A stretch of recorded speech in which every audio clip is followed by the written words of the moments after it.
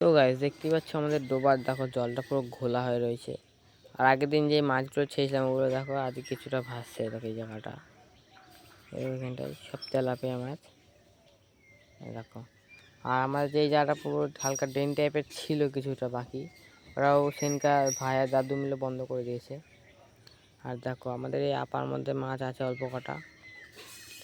আর আমরা মোটামুটি ওই বুধ বৃহস্পতিবার দিন মাছ আনতে যেতে পারি। আর আমরা হচ্ছে নৈহাটি রাজেন্দ্রপুর মাছ আনতে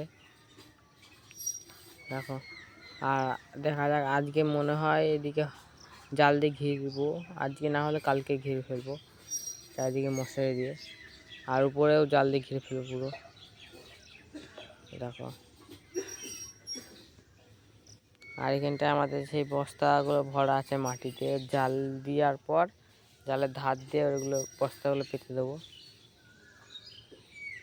আর জলটা তার উপর ঘোলা হয়ে গেছে। আর আগের দিন হচ্ছে বৃষ্টি হয়েছিল, বৃষ্টির কারণে সব উপর দিয়ে ধোয়ানি জলগুলো নেমেছে, কাদামাটি জল, ওগুলোর থেকে পুরো জল ঘোলা হয়ে গেছে। আর পারলে ভিডিওটাকে লাইক করে দিও, চ্যানেলকে ফলো এবং পারলে ইউটিউবটা দেখলে সাবস্ক্রাইব করে নিও। আর দেখো, আর পারলে কমেন্টে কিছু বলে যেও।